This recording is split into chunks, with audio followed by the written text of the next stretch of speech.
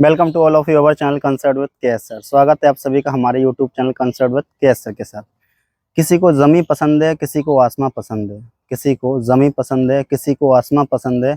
और हमारी पसंद का तो क्या कहिएगा, हमें हमारी क्लास का कारवां पसंद है। और हमारी पसंद का तो क्या कहिएगा, हमें हमारी क्लास का कारवां पसंद है। तो स्वागत है आप सभी का हमारी इस क्लास में स्टूडेंट्स की पोएम ऑफ पिटारा में। हमने जैसे कि आपको बताया थंबनेल में आप देख करके आए हो कि कविताओं का पिटारा, स्टूडेंट की कविताओं का पिटारा। तो स्वागत है आप सभी का स्टूडेंट की कविताओं के पिटारे में।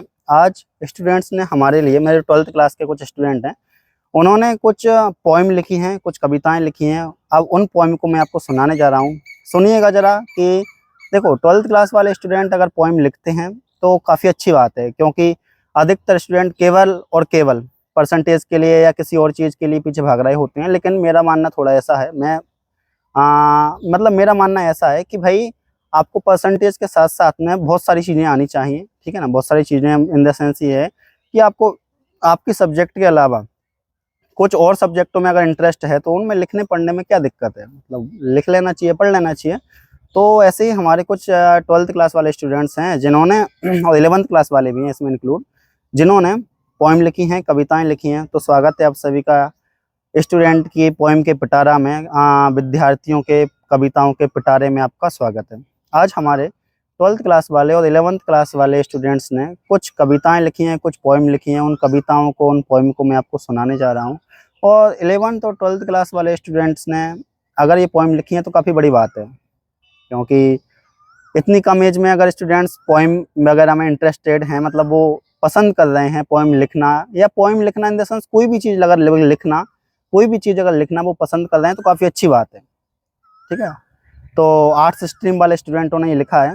तो कुछ पोएम है, कुछ कविताएं ज़रा सुनिएगा और बताइएगा कि आपको, वैसे देखो सभी कविताएं बहुत अच्छी हैं, सभी पोएम बहुत अच्छी हैं, मैंने पहले पढ़ ली हैं, ठीक है। मैं आपको सुनाने जा रहा हूँ और मुझे तो सारी पोएम काफ़ी अच्छी लगी हैं। आप सुनिएगा ज़रा आपको कैसी लगती हैं। एक बार अपन करते हैं स्टार्ट। तो देखिए फर्स्ट वाली जो पोएम है, फर्स्ट वाली जो कविता है, ये लिखी है हमारे एक स्टूडेंट हैं 12th क्लास की, आर्ट्स, सभी आर्ट्स स्ट्रीम वाले स्टूडेंट हैं यहाँ पर।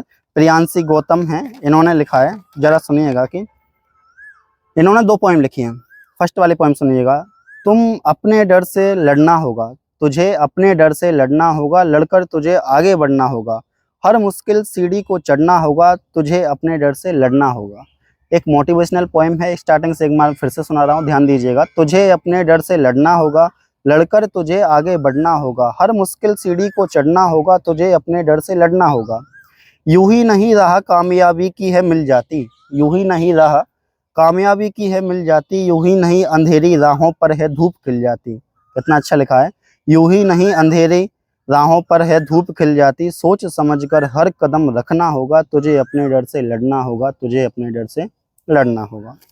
मेहनत कड़ी तुझे करनी होगी, खुद की परिभाषा खुद ही लिखनी होगी। मेहनत कड़ी तुझे करनी होगी, खुद की परिभाषा खुद को ही लिखनी होगी, खुद पर विश्वास तुझे रखना होगा, तुझे अपने डर से लड़ना होगा। खुद पर विश्वास तुझे करना होगा, तुझे अपने डर से लड़ना होगा। छोड़ के राहें गलत काम की, कसम तुझे खुद के नाम की। कितना अच्छा लिखा है।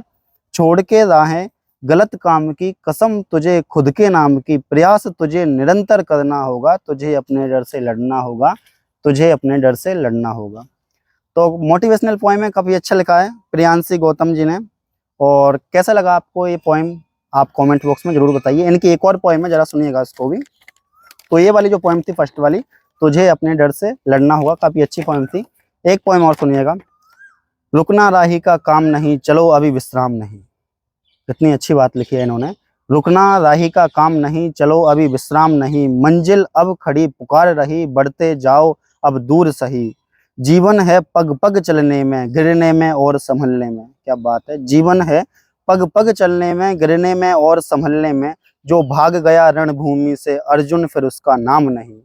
जो भाग गया रणभूमि से अर्जुन फिर उसका नाम नहीं, चलो अभी विश्राम नहीं, चलो अभी विश्राम नहीं। Very good. घर से आए तुम दूर निकल, घर से आए तुम दूर निकल, लेकर पैरों में गति प्रबल। घर से आए तुम दूर निकल, लेकर पैरों में गति प्रबल, हारा जो राहों से लड़कर, मरकर वह राही रहा अमर। हारा जो राहों से लड़कर, मरकर वह राही रहा अमर, तुम हार मान क्यों बैठ गए, यह तो जीवन की शाम नहीं, चलो अभी विश्राम नहीं, चलो अभी विश्राम नहीं। तो ये भी प्रियांशी गौतम जी ने लिखा है। 12th क्लास आर्ट्स के स्टूडेंट हैं ये 12th क्लास आर्ट्स की। तो कैसी लगी आपको इनकी दोनों पोएम, चलो अभी विश्राम नहीं, चलो अभी विश्राम नहीं। मोटिवेशनल पोएम है, काफ़ी अच्छी पोएम है। और पोएम लिखना, पोएम सुनना और पोएम सुनाना काफ़ी इंस्पायरिंग होता है, खुद के लिए और दूसरों के लिए भी। तो मुझे काफ़ी अच्छी लगी ये पोएम, आपको कैसी लगी कमेंट बॉक्स में कमेंट करके जरूर बताएं। चलिए चलते हैं नेक्स्ट पोएम पर। अब किनकी आती है देखते हैं भाई। अब आती हैं जिया ने लिखी है ये, ठीक है। ये भी 12th क्लास के स्टूडेंट हैं, जिया। इन्होंने रिपब्लिक डे पर लिखी है, सुनिएगा जरा ध्यान से। गणतंत्र दिवस है जो हिंद की बुनियाद, वेरी गुड। गणतंत्र दिवस है जो हिंद की बुनियाद, लिया संभाला व चलाया गया 26 जनवरी 1950। लिया संभाला व चलाया गया 26 जनवरी 1950। आज हुए हैं उसके 75 वर्ष साकार, आज हुए हैं उसके 75 वर्ष साकार। आओ उन वीर जवानों को याद करें जिनकी वजह से आया है ये दिन जिंदगी में हमारे बार बार। आओ उन वीर जवानों को याद करें जिनकी वजह से आया है ये दिन जिंदगी में बार बार। कौन है वह जो 0 डिग्री से कम तापमान में भी खड़े रहे जहां हड्डियां जम तक जाती हैं। कौन है वो जो 0 डिग्री कम तापमान में भी खड़े रहे जहां हड्डियां तक जम तक जाती हैं। कौन है वो जो 50 डिग्री से ज़्यादा तापमान में भी खड़े रहे जहां मांसपेशियां पिघल तक जाती हैं। क्या बात है। कौन है वो जो 50 डिग्री सेंटीग्रेड 50 डिग्री से ज़्यादा तापमान में भी खड़े रहे जहां मांसपेशियां पिघल तक जाती हैं। अरे यह किसी हड्डियों के ढांचे की हिम्मत में नहीं, अरे यह किसी हड्डियों के ढांचे की हिम्मत में नहीं, अरे यह किसी पिज्जा बर्गर खाने वाले की बस में नहीं, अरे यह किसी पिज्जा बर्गर खाने वाले के बस में नहीं। बनना है अगर एक सिपाही तो आंखों में आंसुओं से ज़्यादा जज्बा और माँ का आंचल त्यागना होगा।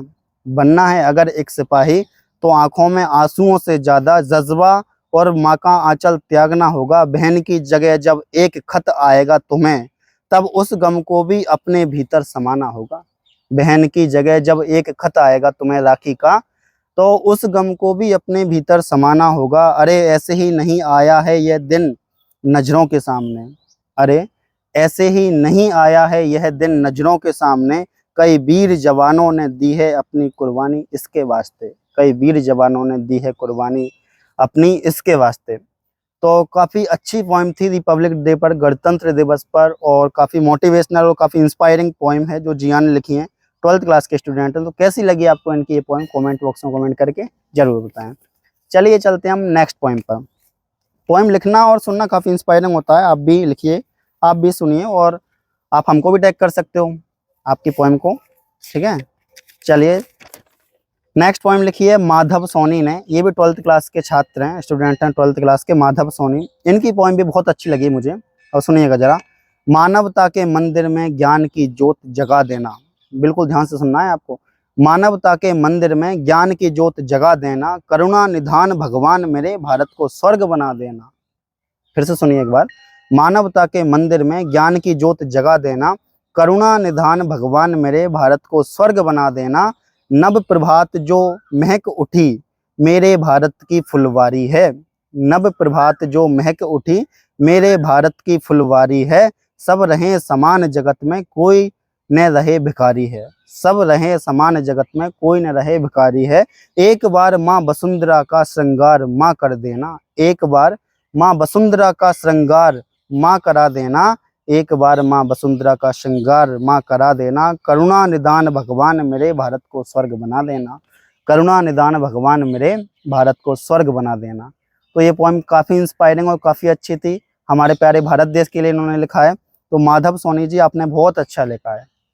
आपको कैसी लगी माधव सोनी जी की पोएम, आप जरूर कमेंट बॉक्स में कमेंट करके बताइए, ठीक है। नेक्स्ट चलते हैं भाई, नेक्स्ट पोएम किसने लिखी है और किस टाइप की और किसके ऊपर लिखी है। तो देखिए जो नेक्स्ट पोएम है हमारी, वो लिखी हैं रियांशी राठौर जी ने लिखी है ये। इनका नाम है रियांशी राठौर, ये भी 12th क्लास के स्टूडेंट हैं।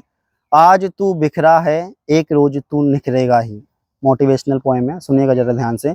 आज तू बिखरा है कल तू निखरेगा ही, ढला है जो आज सूरज कल सुबह फिर निकलेगा ही। ढला है जो आज सूरज कल सुबह फिर निकलेगा ही। माना तेरी मंजिल, माना तेरी मंजिल इन लोहे की जंजीरों में है, पर तू तपेगा जब तेरी तपन से वो लोहा भी पिघलेगा ही। पर तू तपेगा जब तेरी तपन से वो लोहा पिघलेगा ही। मंजिलों के रास्ते में कांटे तो सभी के हैं, मंजिलों के रास्ते में कांटे तो सभी के हैं, पर तेरे अंदर जुनून है तो कांटों पर तू चलेगा ही। पर तेरे अंदर जुनून है तो कांटों पर तू चलेगा ही। माना आज तो बिखरा है पर एक रोज तू निखरेगा ही। ढला है जो आज सूरज कल सुबह फिर निकलेगा ही। हवाएं विपरीत ही न क्यों चलें तू कदम कदम बढ़ाएगा ही। हवाएं विपरीत ही क्यों न चलें तू कदम कदम बढ़ाएगा ही।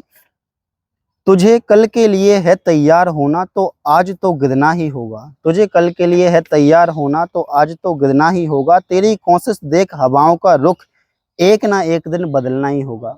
तेरी कोशिश देख हवाओं का रुख एक ना एक दिन बदलना ही होगा। माना आज तू बिखरा है एक रोज तू निखरेगा ही। डला है जो आज सूरज कल सुबह फिर निकलेगा ही। तो रियांशी राठौर ने ये लिखा है। कैसा लिखा है कमेंट बॉक्स में आप कमेंट करके बताइए। मेरे अकॉर्डिंग काफ़ी अच्छा लिखा है एंड मोटिवेशनल पोएम है, काफ़ी अच्छी इन्होंने लिखी है। तो कैसी लगी आपको ये पोएम कमेंट बॉक्स में कमेंट करके ज़रूर बताएं। चलते हैं नेक्स्ट पोएम पर। आप किसका नाम आता है और किसने क्या लिखा है देखिए। अब है साक्षी गालब जी, इन्होंने लिखा है, सुनिएगा जरा ध्यान से। ना धूप सताए दिन की उसे ना काली रात डराती है। काफ़ी अच्छा लिखा है, काफ़ी इंस्पायरिंग है। एक बार फिर से मैं स्टार्टिंग से सुनाता हूँ। साक्षी गालब नाम है इनका। ना धूप सताए दिन की ना उसे काली रात डराती है, डटा रहे हर मौसम में जब तक ना फसल पक जाती है। इन्होंने फार्मर्स के लिए लिखा है, किसानों के ऊपर लिखा है। और किसानों के ऊपर लिखना काफ़ी अच्छी बात है, देश के लिए वीर जवानों के लिए लिखना काफ़ी अच्छी बात है। तो इन्होंने लिखा है, एक बार फिर से सुनना। ना धूप सताए दिन की उसे ना काली रात डराती है, डटा रहे हर मौसम में जब तक ना फसल पक जाती है। सूरज के उठने से पहले वो पहुँच खेत में जाता है। सूरज के उठने से पहले वो पहुँच खेत में जाता है। उस किसान के लिए यह धरती ही उसकी माता है। क्या बात है। उस किसान के लिए यह धरती ही उसकी माता है। मेहनत करता है पूरी और संयम भी बांधे रखता है। मेहनत करता है पूरी और संयम भी बांधे रखता है। बोझ जिम्मेदारियों का उसके कंधे पर रहता है। बोझ जिम्मेदारियों का उसके कंधे पर रहता है। कभी वक्त की मार पड़े तो भूखा ही रह जाता है। कभी वक्त की मार पड़े तो भूखा ही रह जाता है। उस किसान के लिए धरती ही उसकी माता है।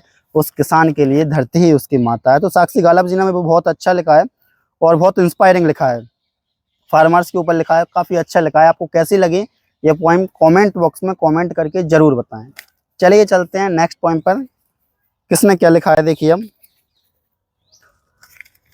तो नेक्स्ट पोएम जिन्होंने लिखी है उनका नाम है सुभी सिंह। 11th क्लास के स्टूडेंट हैं ये, 11th क्लास की छात्रा हैं, आर्ट्स स्ट्रीम से, कला वर्ग आर्ट्स स्ट्रीम से हैं ये। सुनिएगा जरा, इन्होंने टीचर के ऊपर लिखा है, शिक्षक के ऊपर लिखा है।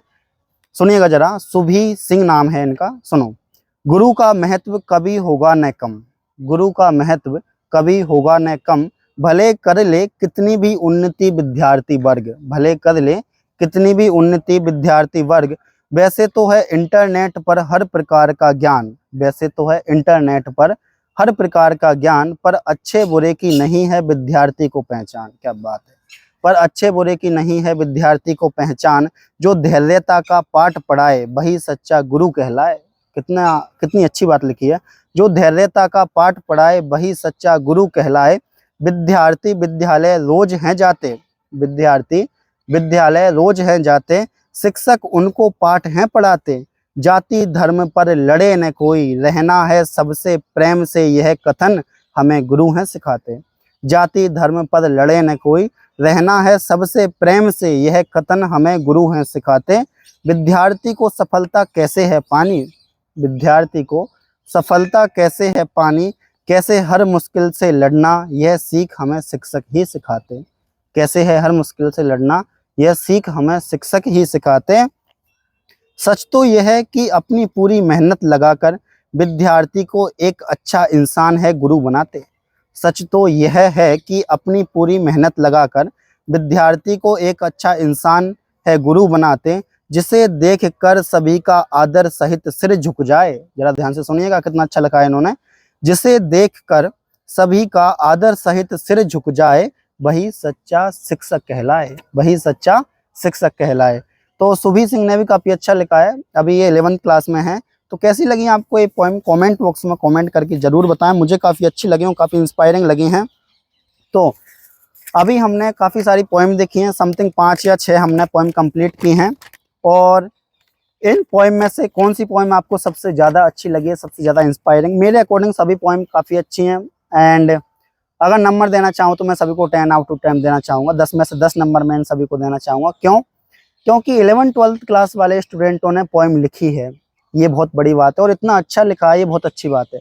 ऐसा भी हो सकता है कि इन कुछ स्टूडेंट्स ने कहीं से देखकर लिखा हो, पर कम से कम लिखा है, सीखा है, याद किया है, समझा है। ठीक है, तो 11th-12th क्लास वाले जब स्टूडेंट्स आर्ट्स स्ट्रीम वाले हों या साइंस स्ट्रीम वाले हों, किसी भी स्ट्रीम, कॉमर्स, मैथमेटिक्स, किसी भी स्ट्रीम वाले हों, जब वो पोएम को समझ रहे हैं, लिख रहे हैं, याद कर रहे हैं, तो काफ़ी अच्छी बात है।